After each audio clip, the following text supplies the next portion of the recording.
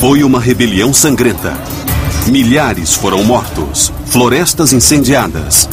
Foi um inferno na terra. Os rebeldes eram um povo etnicamente misto conhecido como gauleses. Seu chefe foi o primeiro general a unir as diversas tribos, Vercingetorix.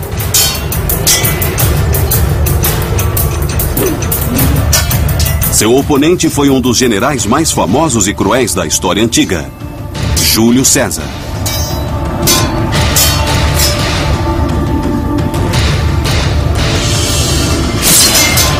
Durante 100 anos, os romanos oprimiram brutalmente os gauleses. Agora chegara a hora da vingança. Está armado o palco para um dos maiores confrontos militares da história. Uma batalha de inovações tecnológicas que testou a astúcia e a engenhosidade de dois generais. Moldou a face da Europa para os séculos vindouros e garantiu o futuro de um império.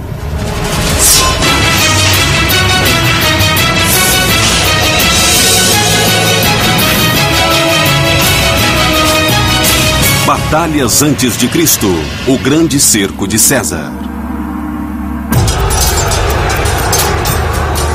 Ano 52 antes de Cristo. Há 6 anos, Júlio César comandava uma guerra brutal. Seu objetivo era conquistar a Gália e transformá-la em uma província romana.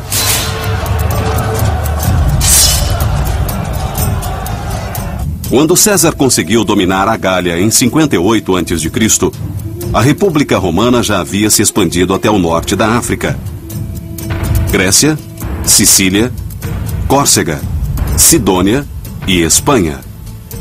Mas Roma nunca conseguiu subjugar inteiramente a região ao norte, Gália. Eles sempre hesitaram um pouco em fazer a expansão ao norte, porque os gauleses e os romanos tinham uma longa história, uma história de 300 anos de massacre mútuo e antagonismo. Eu quero dizer, os povos do norte, quando saíam em incursões, eram, povos muito brutais. Eles saquearam Roma. No 3º século antes de Cristo, havia muito sangue derramado. Mas a República Romana se fortalecia dia a dia. Liderando mais de 50 mil soldados romanos, Júlio César abriu caminho pela Gália com incrível crueldade. Júlio César foi enviado à Gália pelo Senado romano como procônsul, isto é, para conquistar a área e transformá-la em província de Roma. O mais interessante sobre esse grande general é que ele nunca fora militar e não tinha experiência alguma em combate, nem em comando também. Assim, por que o consideramos um grande general é uma boa pergunta a fazer. E a resposta é que ele foi o primeiro general romano a deixar suas memórias e um relato detalhado de todas as suas campanhas, que, é claro, indicam sua grandeza e nada mais. Os escritos de César sobre os 6 anos da guerra contra a Gália dariam 7 livros. Ele se considerava um gênio militar, mas seus êxitos podiam ser explicados pela qualidade de seu exército. Na época das batalhas na Gália, o exército romano era quase totalmente profissional. Antes de 100 a.C., sempre houvera um exército temporário, então era preciso convocar novos soldados a cada ano, treiná-los e colocá-los sob controle dos generais políticos, e isso criava problemas. Mas as reformas militares instituídas 50 anos antes de César chegar ao poder criaram um exército disciplinado e profissional. Então podia haver um amador comandando tudo, mas havia 10 legiões de soldados profissionais. Esse é um ponto que explica o sucesso de César. O outro ponto, eu acho, é que sempre se pode ser um bom general se não lutar contra ninguém. No caso, os exércitos da Gália não eram realmente exércitos importantes. A Gália não era uma nação unificada com um exército nacional. Havia um conjunto de exércitos tribais que não tinham disciplina nem coesão. O problema fundamental na Gália é que ela era essencialmente uma área de 15 ou 20 milhões de pessoas, de muitos grupos étnicos. Eles lutaram contra os outros por gerações e nunca desenvolveram uma capacidade militar sofisticada. Porém, a conquista da Gália foi mais difícil do que César previra. Não era possível derrotar só um exército, vencer uma batalha e conquistar a Gália. Era preciso vencer muitos pequenos exércitos. César enfrentava cada novo exército gaulês com crueldade crescente.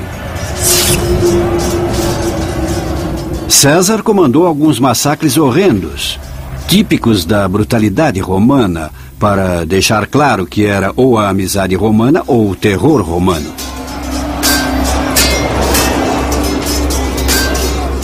César comandava um reino de terror.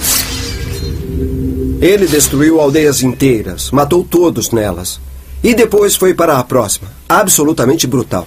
Inevitavelmente, em um período de 6 anos, o que aconteceu foi basicamente que o controle romano na Gália foi bem estabelecido.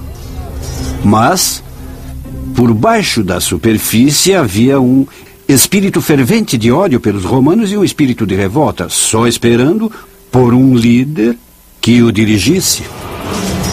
Surge Vercingetorix, um carismático general gaulês. Como César, ele também tinha uma missão: unir as centenas de tribos de sua terra contra César.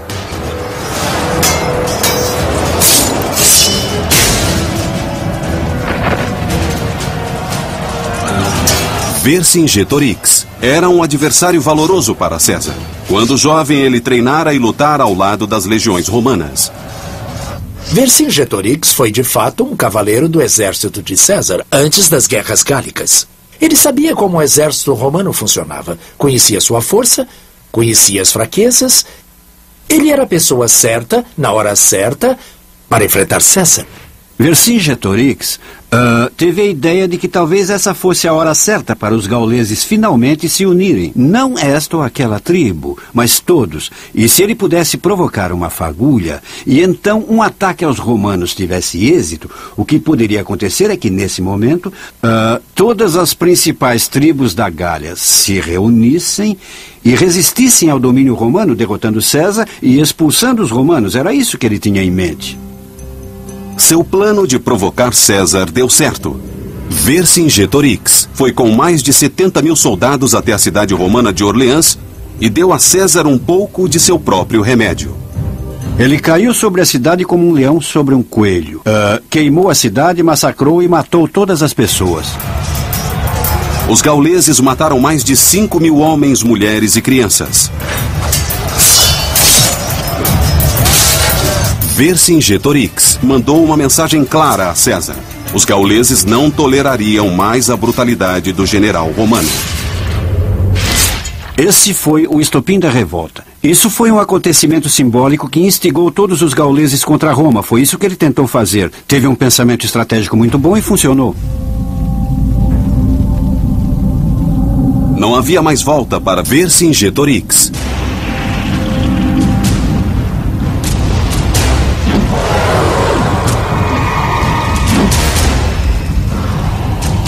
A revolução tinha começado, e ele e César estavam em curso de colisão. Mas Vercingetorix estava em vantagem.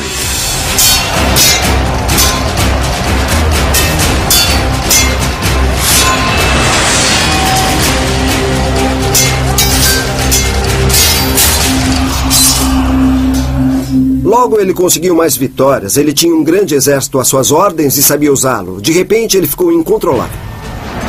Apesar de estar em vantagem, Vercingetorix sabia que seu exército era grande, mas desorganizado. Perderia uma batalha direta contra o exército profissional e bem treinado de César. Assim, sua estratégia foi atingir as forças de César em pequenos combates ao estilo de guerrilha, até infligir tantos danos que os romanos foram obrigados a se retirar para a Itália. Vercingetorix tinha uma política de ficar atacando os romanos, cortar seu acesso à comida e, de modo geral, dar dor de cabeça a César. Para manter os soldados romanos desequilibrados, Vercingetorix fez algo que reverberou por toda a história militar. Ele convenceu os gauleses a incendiar suas cidades, colheitas e campos. Essa estratégia é conhecida agora como Terra Seca. Queimar tudo. Queimar cidades, queimar as aldeias, os campos, tudo. Em outras palavras, não deixar nada com que o exército romano pudesse sobreviver. Em agosto de 52 a.C., depois de aplicar sua política da terra seca, Vercingetorix liderou uma pequena força de gauleses contra os romanos perto da atual Dijon. A arma favorita dos gauleses era a espada de folha larga. Essas lâminas pesadas feitas de ferro esmagavam com força brutal. Os soldados romanos usavam o gládio. Com 60 centímetros de comprimento e 6 centímetros de largura, o gládio era feito de aço afiado e era usado para esfaquear.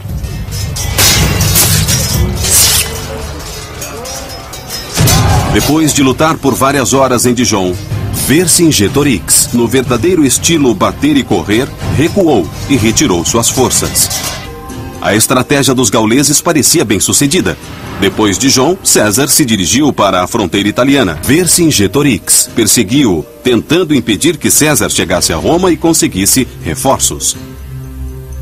Ele levou seu exército ao sul para bloquear a meta de César, ir para a Itália, mas ele chegou tarde e César já estava ao sul dali quando ele chegou. Assim, ele estava atrás de César e não na frente dele. Ele tentou passar ao ataque e os romanos se viraram. Houve uma escaramuça, uma briga e os romanos se livraram. Nesse ponto, o que Vercingetorix fez foi dizer: está ficando difícil alimentar o exército aqui. Vou me retirar para a minha principal base de suprimentos. E se der certo, vamos parar um pouco. César irá para o sul e terminaremos isto no próximo ano. Esse foi um erro enorme. Calculando que César iria se retirar para Roma, Vercingetorix começou a levar o seu exército de volta a Alésia, uma cidade-fortaleza no alto de uma colina. Mas César não foi para Roma. Ele foi atrás de Vercingetorix.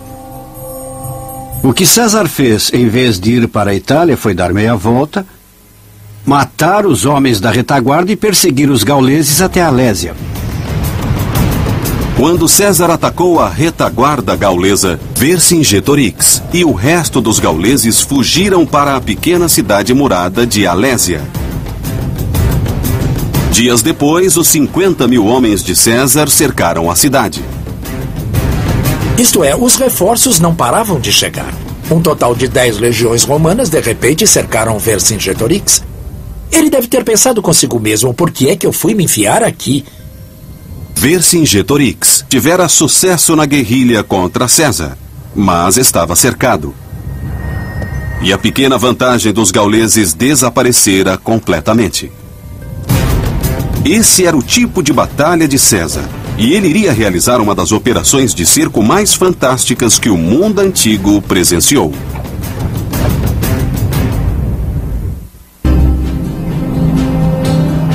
Em 52 a.C., cidade de Alésia.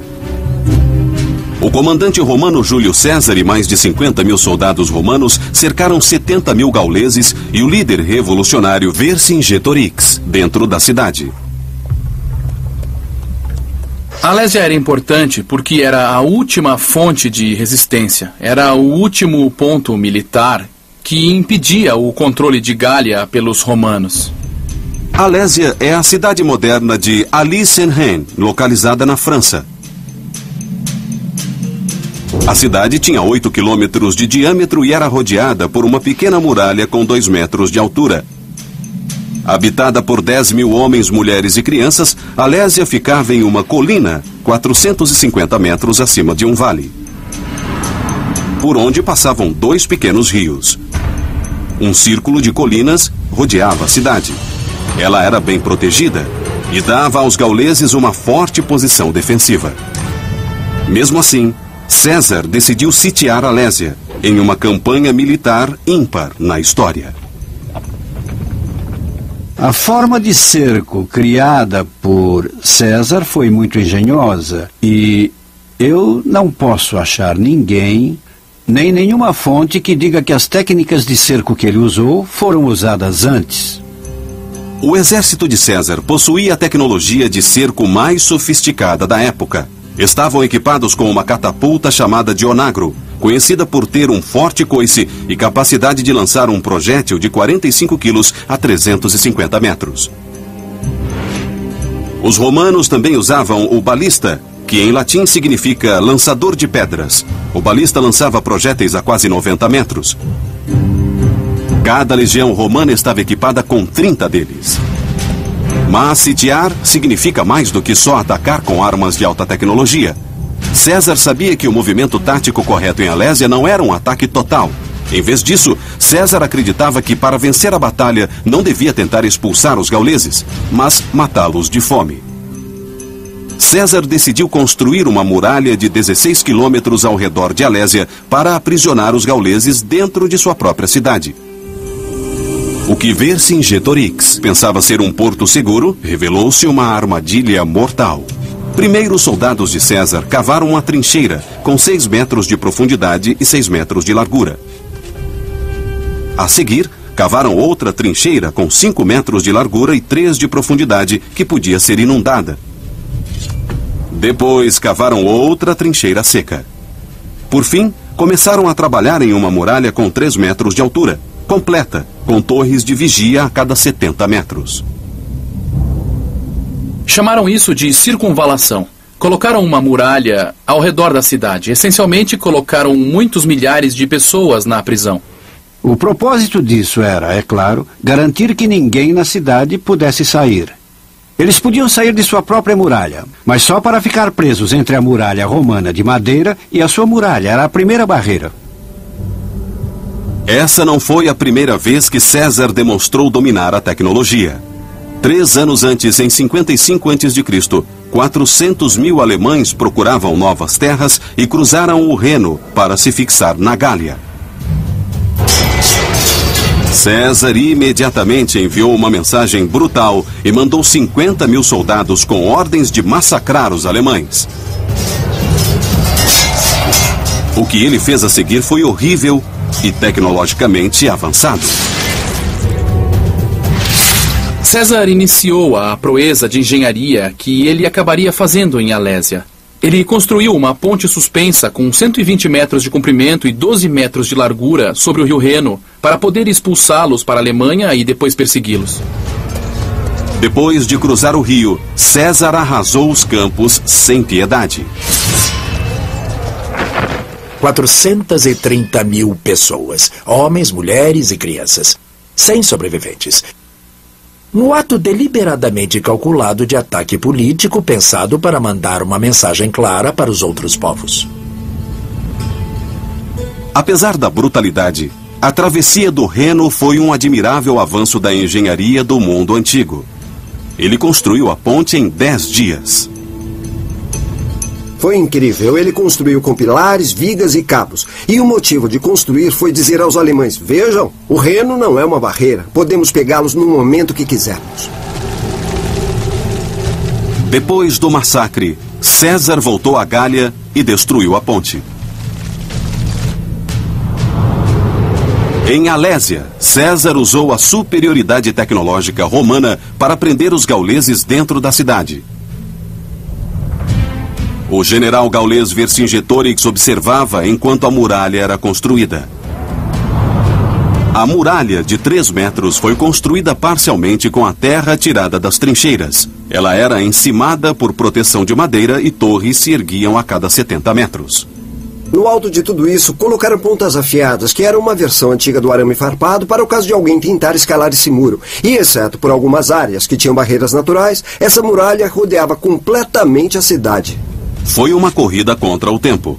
Quando César terminasse a muralha com quase 16 quilômetros de circunferência, ela seria impenetrável, prendendo toda a população da cidade de Alésia. Cerca de 10 mil homens, mulheres e crianças, além dos 70 mil soldados do exército gaulês.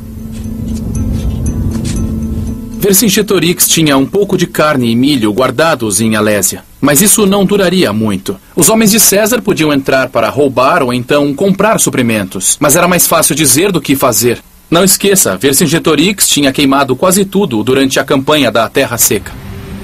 Vercingetorix sabia que o vencedor da batalha seria quem escapasse da fome. Então ele decidiu que sua única saída era tentar impedir a construção da muralha e não deixar que os romanos conseguissem alimentos. Se ele superasse César na cidade, mais cedo ou mais tarde o exército romano teria muita dificuldade para obter suprimentos e também iriam passar fome. O que ele tinha de fazer era continuar atacando o exército romano para impedir que armazenasse alimentos. Vercingetorix recorreu à sua antiga tática: atacar e fugir. Ele enviou seus soldados para atacar os construtores e os coletores de alimentos. Vercingetorix venceu algumas vezes, mas finalmente César lançou um contra-ataque. Não sabemos exatamente quantos cavaleiros César tinha, mas eu imagino que uns 5 ou 6 mil cavaleiros romanos e uns 3 ou 4 mil cavaleiros mercenários. E rompeu uma batalha entre a muralha de César e Alésia. A cavalaria romana estava em vantagem e os gauleses retrocederam. Mas Vercingetorix ordenou que os portões de Alésia fossem fechados para proteger os gauleses da cidade. Perdas gaulesas bastante pesadas, homens sem seus cavalos tentando basicamente abrir um caminho para a cidade. Vercingetorix havia condenado seus homens à morte.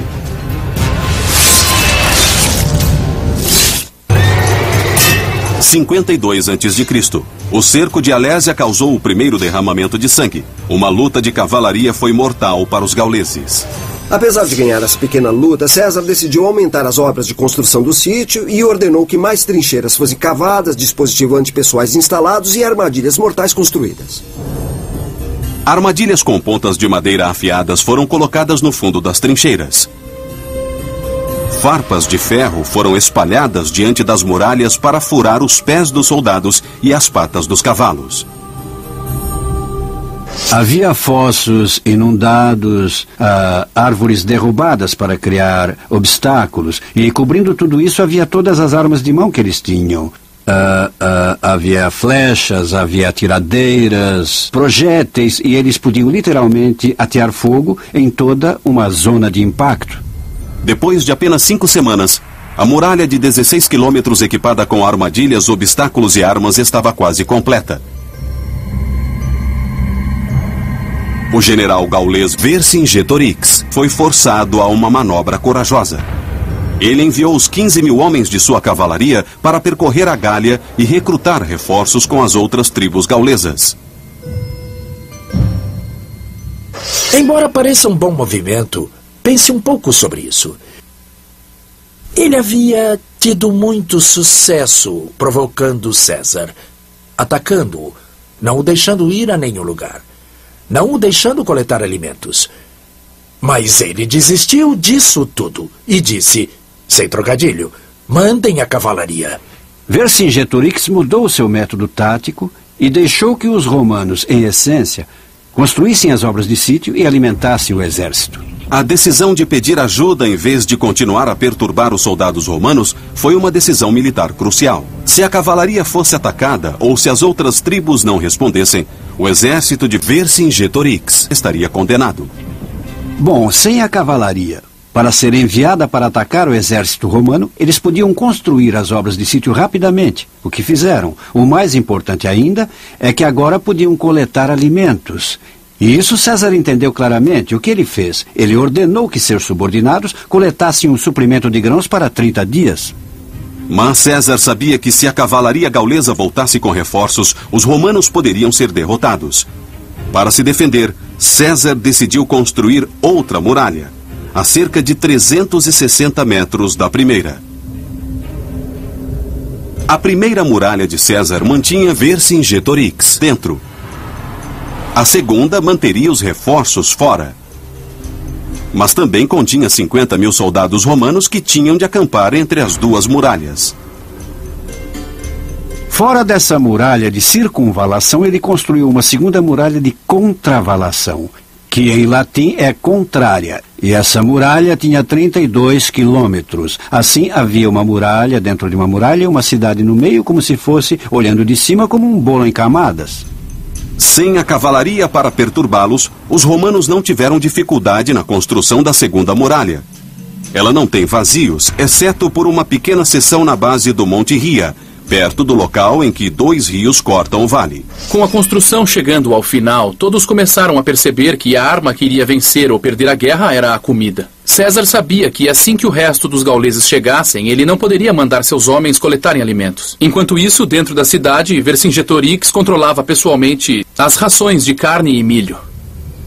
Depois de 7 semanas de cerco, os suprimentos na cidade estavam baixos e eles subsistiam com os alimentos armazenados antes do cerco. A água para os 100.000 homens, mulheres e crianças vinha dos pequenos rios e de poços. Existe uma história em que um dos homens da tribo de Vercingetorix disse para ele: nós vamos comer os soldados e os aldeões mortos. Podemos viver um bom tempo desse modo. Esse não teria sido o primeiro exemplo de canibalismo e nem o último. Pense no Bonaparte na história americana.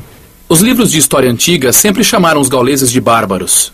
Mas, obviamente, tinham alguma humanidade. Vercingetorix não permitiu isso. Vercingetorix sabia que havia muitas bocas famintas a alimentar.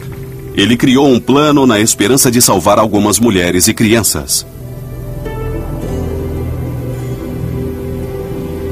O que ele fez foi mandá-las para fora, para a muralha romana, dizendo essencialmente: olhe, deixe essas pessoas irem, será melhor, ou então tome-as como escravas.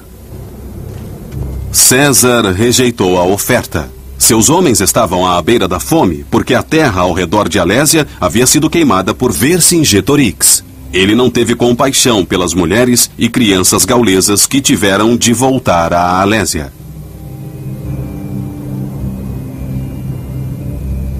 Mas Vercingetorix também não as queria de volta. Tendo se livrado dessa grande quantidade de pessoas que não tinha mais de alimentar, Vercingetorix, então, recusou-se a deixá-las entrar na cidade, e as mulheres e crianças, em grande quantidade, ficaram presas entre a muralha da cidade e a muralha romana, onde elas simplesmente morreram de fome. Cerca de 3.000 mulheres e crianças ficaram presas na terra de ninguém, peões na luta entre Vercingetorix e César. Todas essas pobres almas só enfraquecendo nesse tipo de limbo. Elas estavam literalmente presas no meio dessa luta. Ninguém as queria. Mas Vercingetorix foi o primeiro a ceder nessa luta de vontades. Finalmente, os portões de Alésia se abriram e as mulheres entraram. César venceu a batalha de vontades. Assim, o líder gaulês, Vercingetorix, não pôde transferir o seu problema para César. E César lembrou às pessoas com que tipo de homem elas estavam lidando. O destino dos gauleses parecia sombrio. Mas 3 dias depois, o exército gaulês com 60.000 homens surgiu no horizonte.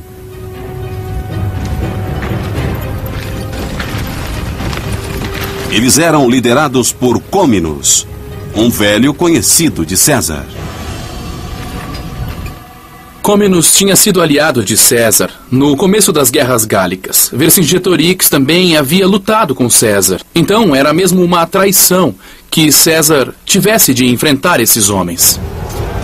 Comminus não perdeu tempo para mostrar a César que ele havia chegado. Pela primeira vez no cerco de Alésia, César parece estar com problemas. 60.000 soldados gauleses liderados por Comminus chegaram para a batalha. Eles foram ajudar Vercingetorix, que estava preso na cidade com milhares de civis e soldados. Comminus imediatamente partiu para a ofensiva. Ele levou a infantaria para a muralha e atacou os poucos soldados romanos que estavam do lado de fora. Os gauleses eram incrivelmente organizados para um monte de tribos que nem se conheciam pouco tempo antes. Eles tinham infantaria misturada à cavalaria e cobriam tudo com arqueiros e fundistas. César teve de enviar 5.000 cavaleiros para defender a muralha. Mas eles foram atingidos por uma nuvem de flechas. Quando parecia que as defesas romanas iam cair, César enviou reforços. O momento foi perfeito e os novos soldados fizeram os gauleses retroceder. Apesar da incrível diferença numérica, César empurrou os gauleses de volta até as montanhas, massacrando os arqueiros que tinham apoiado a cavalaria gaulesa.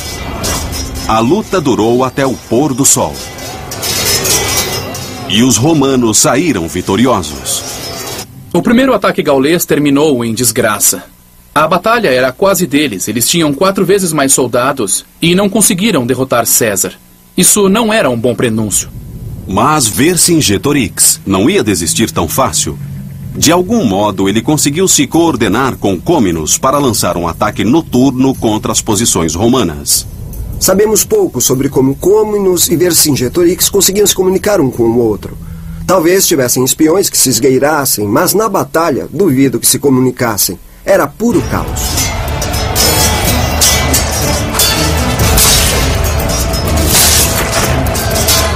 Vercingetorix liderou uma força na tentativa de romper a muralha interna.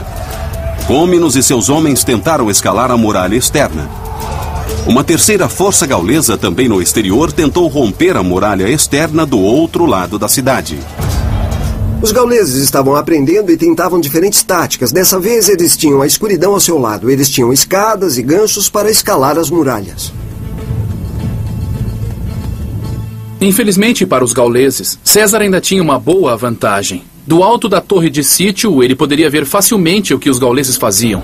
Com a posição superior, os homens de César repeliram os gauleses com facilidade.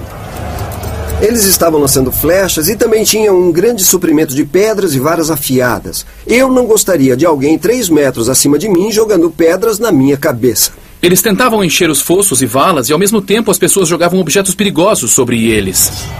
Entre as muralhas, Vercingetorix está sendo derrotado.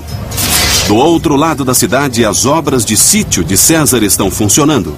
Os presentinhos que César deixou, os dispositivos antipessoais, funcionaram muito bem ali.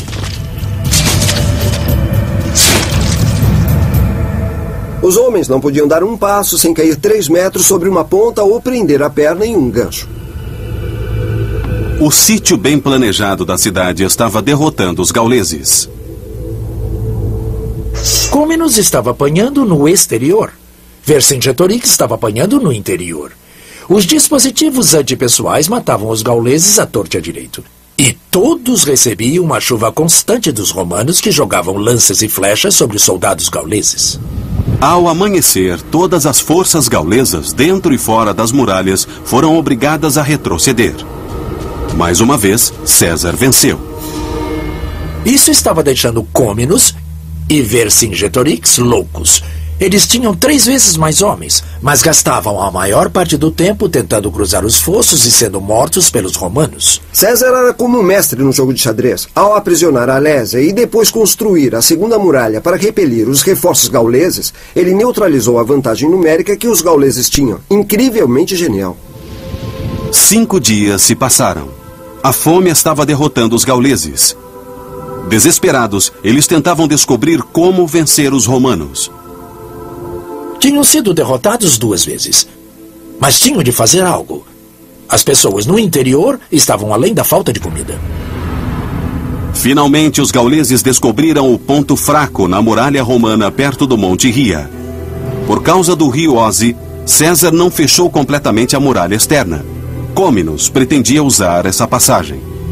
O que eles fizeram foi se esgueirar na escuridão da noite para esse ponto fraco entre 2 colinas e se esconderem nos bosques. No dia seguinte, ao meio-dia, eles atacaram. Os homens de Côminos passaram pela abertura da muralha e arrasaram a infantaria romana.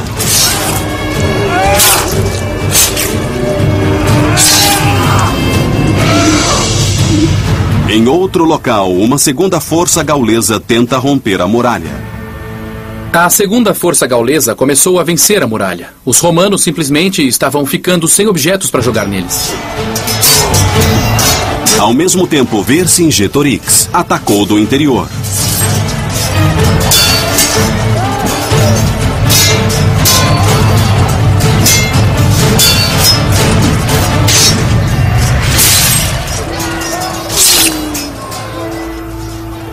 César, em sua torre de sítio, observou esse prolongado ataque triplo dos gauleses.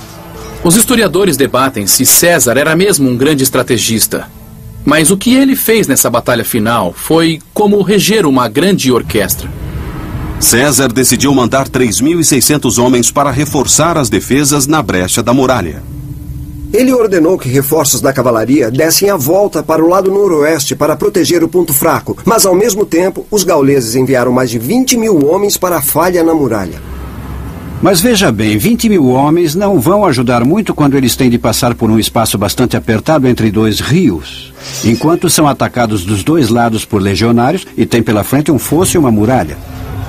César observou os gauleses mudarem de tática. Se não podiam atravessar a muralha, iriam derrubá-la. Nessa hora, estavam na muralha. Estavam arrebentando a muralha com ganchos especiais, feitos de ferro e projetados para rasgar as muralhas de cidades sitiadas. Tudo acontece ao contrário por causa das muralhas de César. Geralmente é a força conquistadora que usa os ganchos de muralha, não os defensores. A batalha é feroz em todas as frentes.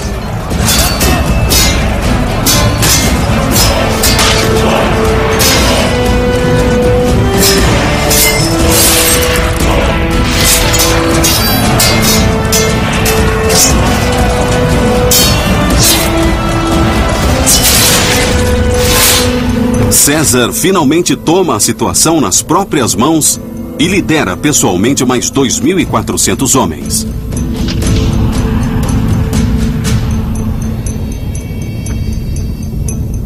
Ele assumiu o comando de 4 coortes de infantaria na luta e colocou seu famoso manto vermelho. Ele sempre achou importante que os soldados vissem seu comandante nas batalhas e liderou essas 4 coortes para o meio da luta. A linha romana estava prestes a romper, quando César chegou no último minuto com os reforços.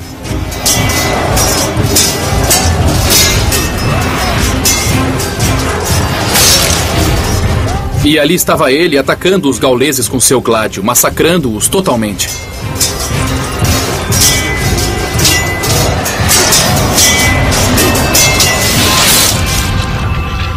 Existe uma grande diferença entre um comandante dizer "ataquem" e outro dizer "sigam-me, rapazes".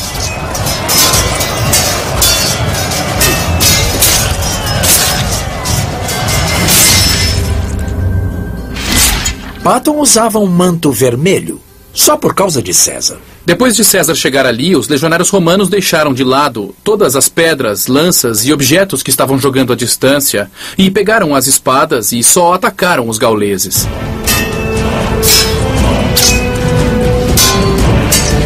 César tinha uma vantagem e decidiu aproveitá-la.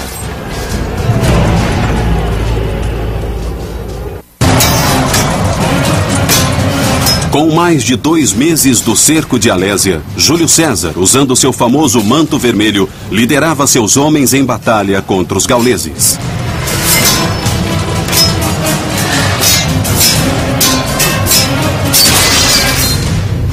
Os textos dizem que o que acontecia era que a linha romana estava prestes a romper, quando César chegou no último minuto acompanhado por 4 coortes de reforços e, ao mesmo tempo, aumentou o moral romano porque eles viram o comandante lutando com eles, lutando com o manto vermelho. Ao anoitecer, César estava vencendo. Ele perseguiu os gauleses até o acampamento e abateu-os como animais.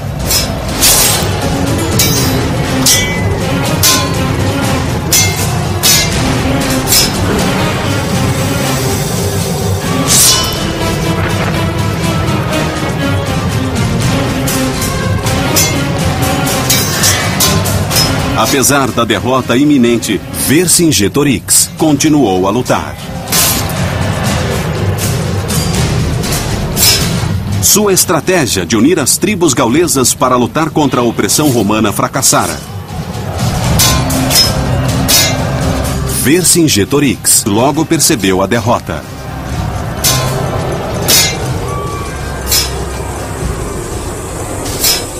Então, enviou uma mensagem desesperada às outras tribos da coalizão.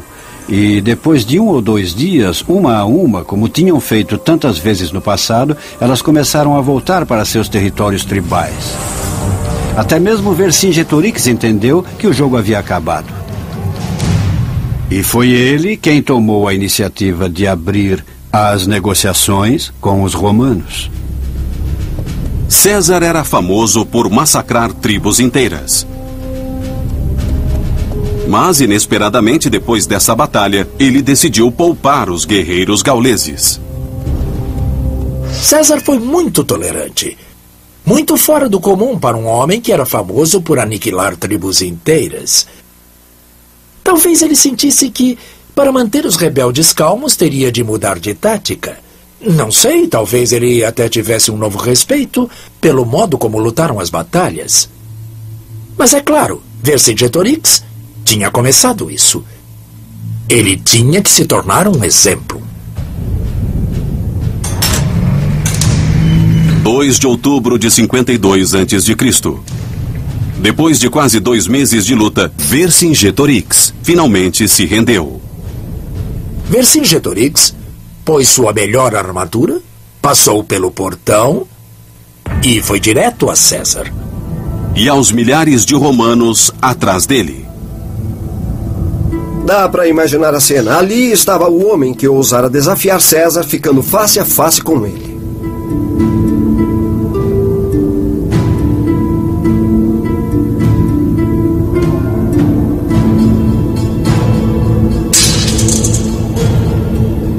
Um guerreiro valente, mas que cometera um erro tático básico. Se ele tivesse planejado não enfrentar César diretamente, mas provocá-lo, cortar suas comunicações, cortar as linhas de suprimento, atacá-lo a cada volta. Ele fez isso algumas vezes em que poderia ter tentado vencer de uma vez, mas manteve a disciplina. De repente, ele mudou toda a sua ideia. Enviou os melhores lutadores para buscar ajuda. Uma ajuda que acabou não funcionando bem.